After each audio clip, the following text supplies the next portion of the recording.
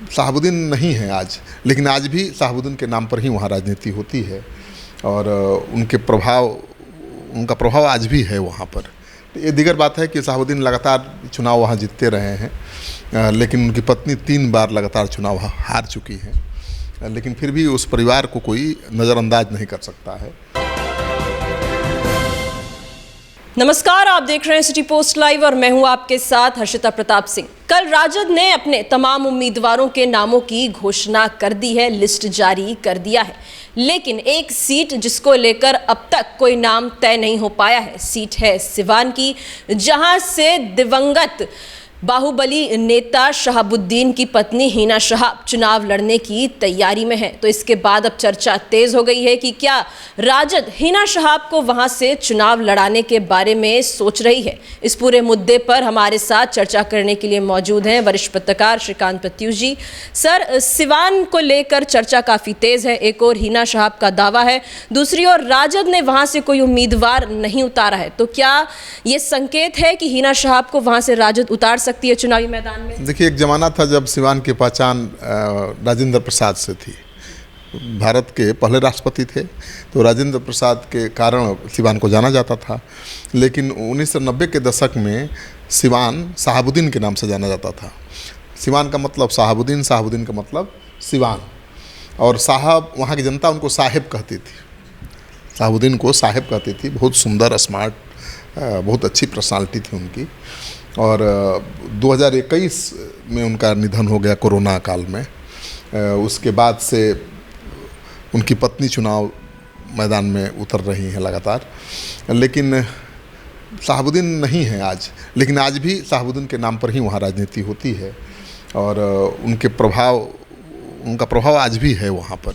तो ये दीगर बात है कि शहाबुद्दीन लगातार चुनाव वहाँ जीतते रहे हैं, लेकिन उनकी पत्नी 3 बार लगातार चुनाव हार चुकी हैं, लेकिन फिर भी उस परिवार को कोई नज़रअंदाज नहीं कर सकता है। लालू यादव तो चाहते हैं हिना साहब वहाँ से चुनाव फिर लड़े, क्योंकि इस बार माहौल अनुकूल है। जेडीयू ने एक राजपूत बिरादरी के कविता सिंह को उम्मीदवार पिछले चुनाव में बनाया था, तो सवर्णों का भरपूर समर्थन मिला और कविता सिंह जीत भी गई। लेकिन इस बार उनकी जगह पर एक कुशवाहा समाज के बाहुबली नेता की पत्नी विजय लक्ष्मी को उम्मीदवार बना दिया है। तो उम्मीद ये है कि जो अगड़े जाति के लोग हैं वो शहाबुद्दीन के पक्ष में गुलबंद होंगे, क्योंकि शहाबुद्दीन की लड़ाई माले से रही है हमेशा, और शहाबुद्दीन का अच्छा प्रभाव था सवर्णों के बीच, मतलब किसानों के बीच, राजपूतों के बीच, ब्राह्मणों के बीच उनकी अच्छी पकड़ थी। वो उनको मानते थे, क्योंकि उनको लगता था कि उनकी लड़ाई लड़ रहे हैं, माले से चूँकि लड़ते थे। तो पिछली बार तो राजपूत उम्मीदवार था, तो राजपूतों का समर्थन मिल गया कैंडिडेट को। इस बार पिछड़ा उम्मीदवार है जेडीयू का, तो राजपूत और ब्राह्मण गुलबंद हो सकते हैं हिना साहब के पक्ष में। तो जीतने का चांस बहुत ज़्यादा है, इसलिए लालू यादव चाहते हैं कि वहीं लड़ें, लेकिन वो नाराज़ बताई जा रही हैं। क्या वजह है कि हिना साहब नाराज़ बताई जा रही हैं? क्यों नहीं तैयार है जब लालू यादव मौका दे रहे हैं? देखिए, लालू यादव ने 3 बार मौका दिया, तीनों बार वो चुनाव हार गई और आरजेडी की टिकट पर ही लड़ी थी। उनको लगता है कि आरजेडी की टिकट पर चुनाव लड़कर जितना संभव नहीं है। और नाराज़गी की दूसरी वजह ये है कि राज्यसभा भेजे जाने की अटकलें लगाई जा रही थी कि राज्यसभा लालू यादव भेजेंगे, लेकिन लालू यादव ने भेजा नहीं, तो उससे भी नाराज़ हैं। उनको लगता है कि अगर आरजेडी की टिकट से लड़ेंगे तो शायद जो ब्राह्मण हैं, राजपूत हैं, जो स्वर्ण वोटर हैं, उनका समर्थन नहीं मिलेगा जितना मिलना चाहिए। अगर वो निर्दलीय उम्मीदवार के रूप में मैदान में उतरेंगी तो उन्हें भरपूर समर्थन मिल सकता है राजपूत समाज का, ब्राह्मण समाज का। और वहाँ मुस्लिम तो पहले से ही बहुत ज़्यादा है, मुस्लिम और यादव मिलाकर वहाँ 5 लाख के आसपास हैं। तो यादव तो आरजेडी को वोट कर सकते हैं, लेकिन मुझे लगता है कि आरजेडी कोई उम्मीदवार ही नहीं देगा। हिना साहब को आरजेडी मनाने की कोशिश कर रही है, शायद इसीलिए सिवान का उम्मीदवार का नाम तय नहीं किया अभी तक। लेकिन नहीं भी मानेंगे तो मुझे लगता है कि लालू यादव कोई उम्मीदवार नहीं देंगे। अगर नहीं देंगे तो हिना साहब निर्दलीय चुनाव मैदान में उतर सकती हैं और जीत भी सकती हैं। तो वहाँ का राजनीतिक समीकरण समझ लीजिए कि 2.5 लाख मुस्लिम हैं और 2.5 लाख के आसपास यादव भी हैं और 1.25 लाख कुशवाहा हैं और 80,000 के आसपास सहनी मतदाता हैं। तो सहनी भी आ गए हैं महागठबंधन के साथ। तो आरजेडी अगर अपना प्रत्याशी नहीं देगा तो सहनी का भी समर्थन मिल जाएगा उनको, यादव का भी मिल जाएगा, मुस्लिम तो साथ रहेंगे ही। इसके अलावा 4 लाख अगड़ी जाति के लोग हैं। सबसे निर्णायक वोटर अगड़ी जाति का लोग हैं सिवान में। और वहाँ हमेशा कौन बनता रहा है सांसद? शहाबुद्दीन। शहाबुद्दीन के बाद एक ओम प्रकाश यादव हैं जो शहाबुद्दीन से हमेशा लड़ते रहे हैं। वो 2 बार लगातार चुनाव जीते, एक बार निर्दलीय जीते, फिर इसके बाद वो बीजेपी के टिकट पर जीते। तो उन्होंने ही हिना साहब को हराया था 2 बार। उसके बाद कविता सिंह लड़ी जेडीयू के टिकट पर, उन्होंने हराया, 3 बार हार गई वो, 4थी बार वो लड़ने जा रही हैं।